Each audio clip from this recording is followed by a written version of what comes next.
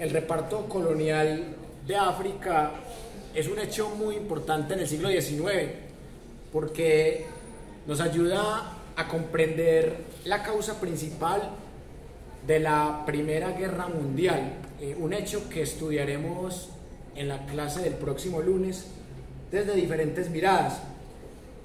Hay dos libros muy interesantes para comprender ese proceso en todo el siglo XIX y también en inicios del siglo XX.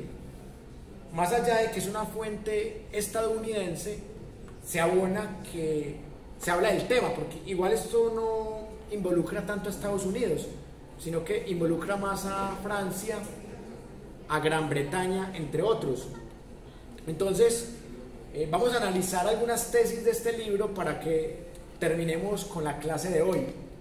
Lo primero, que es evidente que hay tres hechos que permean todo el siglo XIX.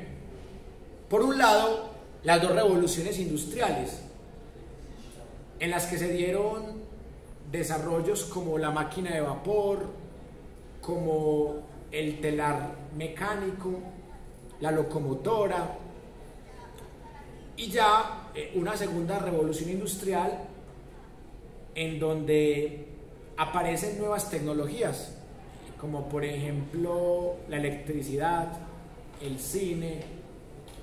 Aunque mucha gente no lo crea, el cine le pertenece a la segunda revolución industrial, no a la tercera, porque la tercera ya es la robótica, que ya es después de la Segunda Guerra Mundial. O sea que la Revolución Francesa y las dos revoluciones industriales fueron vendidas en el relato oficial como las revoluciones del progreso, y súmele las que hemos estudiado en las partes previas de la clase de hoy, que son las revoluciones entre comillas independentistas. Entonces, aparte de esas revoluciones burguesas, también hay que reconocer que hubo una gran revolución demográfica, en donde claramente se incrementó la población y sobre todo hubo también una revolución migratoria. Y esa revolución migratoria tiene que ver con meterse en África, por ejemplo. Los grandes imperios europeos, sobre todo el británico y el francés, se metieron a saquear a África, y hubo dos imperios reducidos que llegaron tardísimo al reparto colonial. Adivinen quiénes.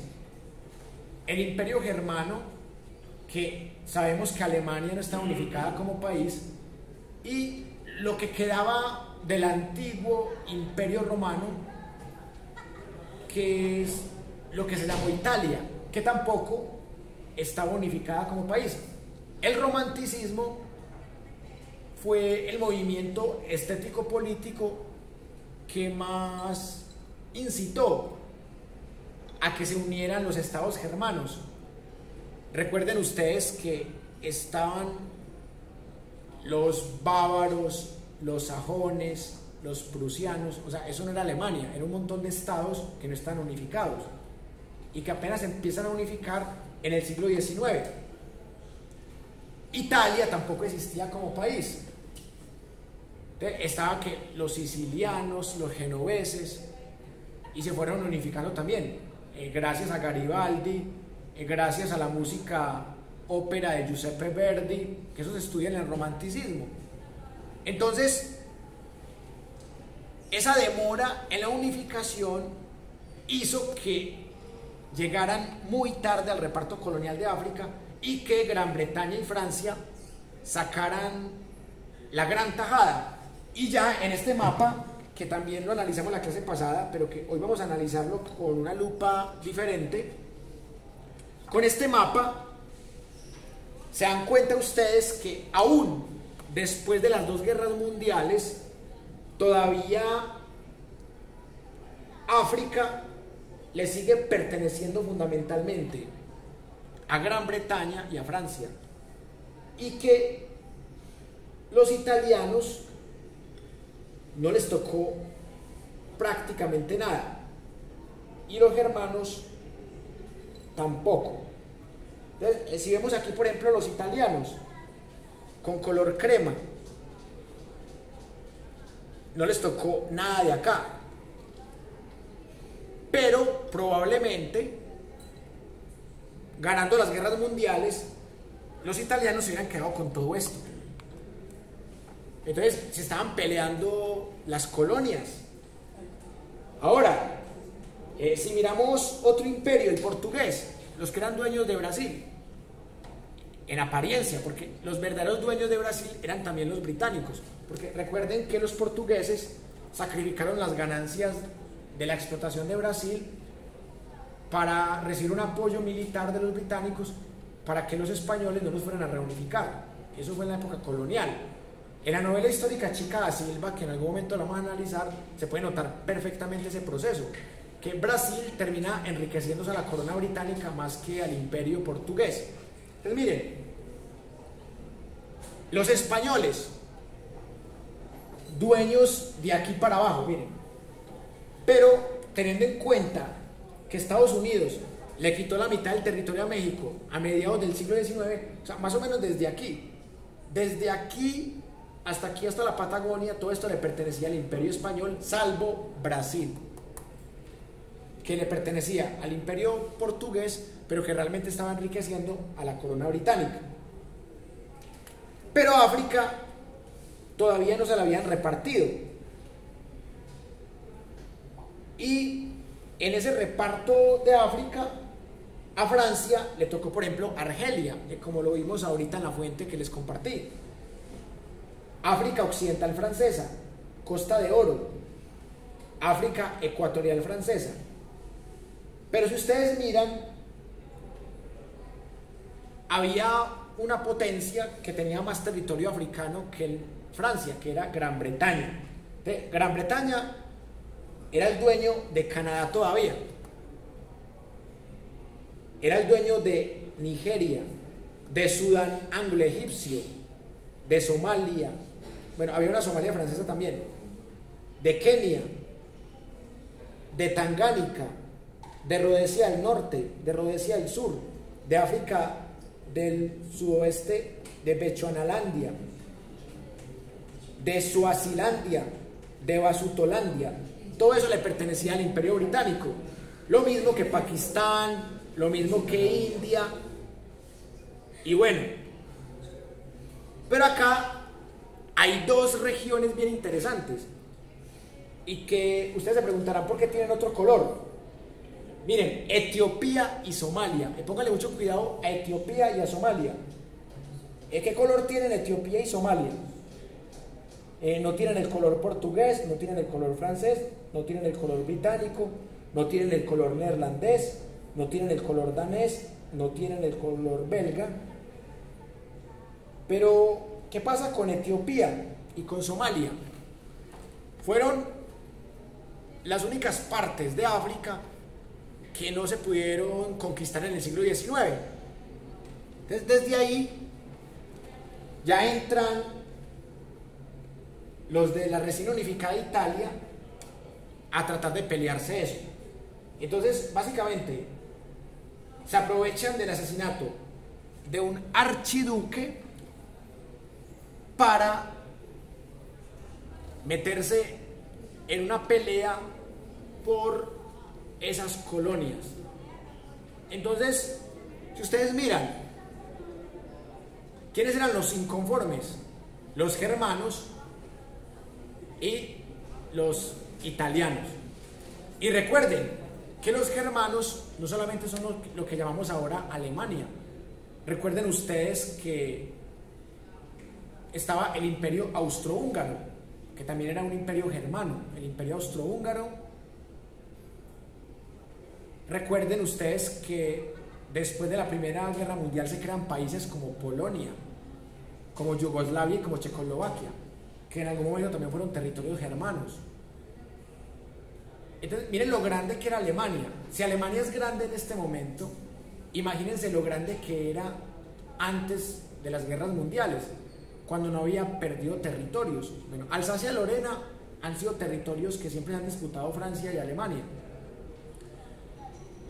Lituania, Letonia y Estonia, que fueron países soviéticos, también fueron países que en algún momento, antes de la Primera Guerra Mundial, le pertenecían al Imperio Germano. Entonces, ¿cuál era el proyecto de Hitler? Unificar todo lo que él quería como Imperio Germano, como la Alemania nazi. O sea, Hitler quería unificar a Austria, a Hungría, a Checoslovaquia, a Yugoslavia, a Polonia, a Lituania, Letonia y Estonia. O sea, miren, compárelo con quién, con Simón Bolívar. O sea, Hitler quería lo mismo que Simón Bolívar. Así como Simón Bolívar quería unificar a Argentina, a Chile, a México y a todos los países andinos, Napoleón también quería lo mismo. Quería someter a Europa al imperio francés. Entonces, por eso invade a España con la excusa de invadir a Portugal. Y ahí es cuando se aprovecha aquí el desorden que genera Napoleón en España para que se dé el primer grito de independencia el 20 de julio de 1810. Entonces, miren, los dictadores tienen un comportamiento muy similar de yo quiero invadir, yo quiero conquistar. Así que no es descabellada una comparación entre Napoleón Bonaparte, Simón Bolívar y Hitler. Son expansionistas, son imperialistas, o entre el actual imperio de Estados Unidos. Y acá, sumada a esa cuestión de las revoluciones burguesas, de la revolución migratoria, del reparto colonial, también hay algo muy importante para comprender la catástrofe de lo que fue esto, y son, por un lado, las crisis económicas, por el otro, cómo la democracia liberal construye un metarrelato en donde se tratan de mostrar como los buenos, y súmele a eso una revolución científico-técnica que también se desató en el siglo XIX, que se llamó el positivismo, en donde se creía que la ciencia iba a progresar ilimitadamente y que ya se iba a eliminar de la humanidad del todo la metafísica y la religión. Y súmele a eso el metarrelato del siglo XVIII, de la Ilustración, de que la humanidad progresaba ilimitadamente al lado de la razón. Y eso murió con las dos guerras mundiales, particularmente con la segunda. Más adelante lo profundizaremos. Pero, ¿qué fue lo que más se cayó de estos metarrelatos del siglo XIX? La idea de que la historia es lineal y que el ser humano cada vez era mejor. Claro, es indudable que hubo un gran progreso técnico, científico, tecnológico. Nadie niega que las 4 revoluciones industriales han traído ese progreso tecnológico. Pero como muy bien lo decía el filósofo argentino Sábato, progreso tecnológico no es lo mismo que progreso social o que progreso moral. Hubo progreso tecnológico, pero no necesariamente progreso moral. Tanto así que después de ese gran progreso tecnológico de las 2 primeras revoluciones industriales, llegamos a las guerras más sangrientas de toda la historia de la humanidad. 80 millones de muertes en guerra. ¿Cuándo se había visto eso? Tecnología usada para destruir, como la bomba atómica, Hiroshima y Nagasaki. Entonces, aquí viene la última tesis que les quiero compartir hoy, que tiene que ver mucho con el supuesto nuevo orden mundial que se crea, que va más allá de una teoría conspirativa. Es un orden mundial en donde hay corporaciones y hay industrias que luchan supuestamente contra una clase obrera oprimida, pero en ese orden mundial hay también una película de los buenos y de los malos. Entonces, ¿quiénes son los buenos? los imperios que ganan las guerras. El imperio británico, el imperio francés, el imperio gringo. Esos tres son los buenos. ¿Y quiénes son los malos? Los imperios que pierden las guerras. ¿Quiénes son? El imperio austrohúngaro, el imperio turco otomano, el imperio zarista ruso, el imperio germano y lo que queda del imperio romano, el imperio italiano. Y ahí es cuando la historia se vuelve una lucha de egos y de poder. Vamos a contar la historia de ganadores, pero entre los supuestos ganadores hubo un imperio que no nos gusta y que es nuestro enemigo y que solamente lo usamos para derrotar a los nazis, el imperio soviético. Entonces ahí nace la Guerra Fría, de los ganadores de la Segunda Guerra Mundial que no se quieren. Los soviéticos no quieren a los gringos no quieren a los soviéticos. Ahí nace la internet, nace la robótica, como armas también de la tercera revolución industrial y de las guerras frías. Entonces por eso hoy nos hemos devuelto hasta el siglo XIX, porque es que para poder entender las dos guerras mundiales hay que entender el reparto colonial. Para poder entender las guerras civiles en Colombia hay que entender las peleas por la memoria y por la historia entre seguidores de Simón Bolívar y de Francisco de Paula Santander. Hoy hicimos un repaso por el siglo XIX porque es la mejor forma de entender lo que pasó en el siglo XX. Y cuando estudiemos el siglo XXI, estos 22 años y meses que va del 2021, vamos a entender por qué también somos producto de lo que pasó en el siglo XX en términos de desarrollo técnico, científico, en términos de guerras mundiales, de Guerra Fría. Entonces, esa era la reflexión que yo quería dejarles hoy, que así no nos guste la historia, porque la historia es pesada, la historia es aburrida, hay formas también de que nos adueñemos de la historia. Por ejemplo, los que tenemos el apellido López, muchas veces no nos hemos preguntado qué es un apellido judío.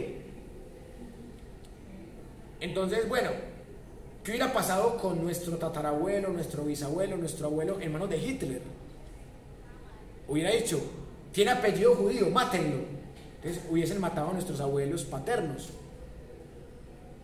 o a nuestras abuelas que también tienen el apellido López. Y por eso algunos justifican el régimen soviético diciendo, no, es que los soviéticos tuvieron que invertir 27 millones de vidas para poder derrotar a los nazis, porque los nazis eran muy poderosos. Por ahí salió un libro muy interesante de un británico, en donde literalmente reconoce que de no ser por los soviéticos hubiera sido muy difícil derrotar a los nazis. O sea, los nazis eran tan poderosos que a Estados Unidos y a Gran Bretaña les hubiera costado mucho vencerlos sin los soviéticos. Pero es que los soviéticos estaban adoctrinados por el socialismo. Pero ese adoctrinamiento les permitió competir de tú a tú 4 años seguidos contra los nazis. Y uno dice, claro, los soviéticos ganaron porque derrotaron a los nazis y llegaron primero a Berlín que los gringos. Pero detrás de esa victoria hubo algo pírrico, como les dije la vez pasada, 27 millones de vidas perdidas. Para mí realmente los soviéticos ganaron, pero a la vez no ganaron. Los gringos ni siquiera perdieron 1 millón de vidas. Y los gringos fueron los más beneficiados de la Segunda Guerra Mundial, más que el Imperio Británico, más que el Imperio Francés. Entonces, por eso siempre hay que escuchar todas las caras de la moneda, porque así es como se construye la historia. No escuchando solamente la historia patria. Imagínense donde uno se quede con la versión de Pablo Victoria. Uno se queda con la idea de que no, es que los españoles eran buenos, esto era una familia, la iglesia católica era muy buena, la monarquía era muy buena, la aristocracia era muy buena, y estos guerrilleros malandros de Simón Bolívar y Santander lo dañaron todo. O sea, ¿qué tal que uno que se quede con esa mirada conservadora y hispanista de Pablo Victoria? Terrible. O ¿qué tal que uno se quede con el otro extremo de William Ospina, esa tibieza de no, es que era un soñador, era un incomprendido, era un huérfano, era una víctima, liberó 5 naciones, nos salvó del colonialismo, ay no, Simón Bolívar es lo máximo. O sea, yo no le como cuento ni al hispanista Pablo Victoria, ni al bolivariano William Ospina, más allá de que algunos de sus libros me gustan. El libro de la Franja Amarilla me gusta, la forma de escribir de él me agrada. Es un tipo que fue también discípulo de Estanislao Zuleta, pero yo no puedo estar de acuerdo ni con Gustavo Petro ni con William Ospina en que Simón Bolívar era un libertador, un salvador, un luchador, ni con Hugo Chávez. No, hay que rendirle pleitesía al semidios Simón Bolívar. Vea, les cuento una anécdota para terminar con las conclusiones. El cuentero J. Villaza nos dijo algo muy interesante de su experiencia en Venezuela. O sea, que él fue hace pocos años a Venezuela a hacer un espectáculo de narración oral, y él siempre anda con sombrero, o casi siempre anda con sombrero, muy tradicional paisa. Entonces, que iban por una calle de Venezuela y lo obligaron, o sea, literalmente lo obligaron a que se levantara el sombrero y le hiciera como una venia a una estatua de Simón Bolívar, porque si no era una humillación al Salvador, al libertador Bolívar. Literalmente le dijeron, oye, respeto con nuestro libertador. Donde el maestro J. Villaza no se alce el sombrero, hasta lo encarcelan en Venezuela por violar la memoria del dictador Bolívar. Entonces miren, el fanatismo por Bolívar aquí no se ve tanto, en Venezuela es peor, y más con el chavismo. Y eso muestra que la historia es un conjunto de manipulaciones. Y es terrible que un tipo con tantos defectos que hoy les hemos mostrado en este rato sea considerado un demócrata, un libertador, un salvador. Y si algo tiene razón Pablo Victoria, Simón Bolívar era más carnicero que los mismos españoles, era más genocida que los mismos españoles. En ese aspecto sí tiene razón Pablo Victoria. Y por último, Antonio Caballero, siendo periodista, sin tener el título que lo acredite como historiador, sin tener el diploma y el acta de grado, le mostró a Pablo Victoria cómo se cuenta la historia sin tanto sesgo. Le mostró a William Ospina cómo se cuenta la historia sin tanta tibieza. Y le mostró al filósofo de Envigado, Fernando González, cómo se cuenta la historia sin fanatismo. Porque sí, muy inteligente Fernando González, muy erudito, pero fanático, ciego de Simón Bolívar. Y uno así admire más a Bolívar o admire más a Santander, uno no puede ser fanático de nada, porque cuando uno se vuelve fanático, uno ya empieza a dejarse corromper el pensamiento, a decir cualquier sandez, a justificar cualquier violación, cualquier genocidio, cualquier masacre, solo porque es mi prócer, porque es mi ídolo. Entonces, yo tengo básicamente 2 conclusiones para dejarles, para que las piensen de aquí al próximo lunes. La primera, ¿hasta cuándo se va a seguir enseñando una historia patria falsificada como la que hemos tenido en escuelas, colegios y universidades? Porque aquí, en la universidad, también se enseña esa historia patria y se muestra a Bolívar como un ídolo, como un libertador, como un héroe, casi como un hombre perfecto. Y la última conclusión, ¿hasta cuándo vamos a seguir diciendo que Colombia es independiente? ¿Independiente de qué? Puede haber algo de independencia, en tanto que, bueno, Petro le dice a los gringos, no señores, el armamento ruso se queda aquí, porque a mí me eligieron para defender la Constitución. Bueno, a lo mejor Iván Duque, Santos Uribe le hubieran entregado el armamento ruso, pero no, yo no quiero patrocinar la guerra en Ucrania, el armamento ruso se queda aquí. Pero, así como Petro es crítico en ese aspecto, Petro no tiene cómo sacar a Colombia de la OTAN, de socio mayor de la OTAN. Petro no tiene cómo rebelarse al Fondo Monetario Internacional, ni al Banco Mundial, ni a la OCDE, ni a la ONU.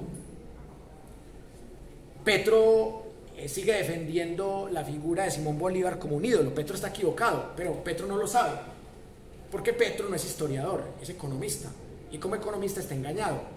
Petro está engañado porque no conoce la cara oscura de Bolívar. y en ese aspecto lo entiendo. Y la última, Petro también está engañado con la lectura del conflicto en Ucrania. Tiene una lectura gringa, porque Petro solamente está leyendo la prensa gringa y occidental. Si Petro lee la prensa rusa, se da cuenta que la prensa rusa también miente, pero que en medio de las mentiras también dice algunas verdades sobre la prensa gringa. Entonces, ahí es donde uno dice, si una de las mentes más brillantes, que es el presidente de Colombia, sigue siendo bolivariano y sigue teniendo lecturas occidentales del conflicto en el Donbass, es porque nos falta mucho para llegar a tener un pensamiento crítico de la historia, pero seguimos en ese camino y hay que seguir luchando para que hasta mentes brillantes como Gustavo Petro también tengan otras lecturas y que conozcan la versión de Pablo Victoria, de Sañudo, que es una versión que no hemos estudiado aquí. Sañudo es la típica muestra de la historiografía pastusa, la víctima de Simón Bolívar y la explicación de por qué en Pasto no hay estatuas de Bolívar. Bueno, y si ustedes creen que hay estatuas de Bolívar, pues vayan allá, se toman la selfie y les pongo 5 de 1 en el sistema, así me echen, pero les pongo 5, se los garantizo. Bueno, muchas gracias por haber compartido este rato. Nos vemos el próximo lunes para que ya sí hablemos del siglo XX, porque ya tenemos el presidente del reparto colonial y de las revoluciones burguesas, ya tenemos todos los elementos para analizar las guerras mundiales. Un feliz día y gracias por la atención. Hasta pronto.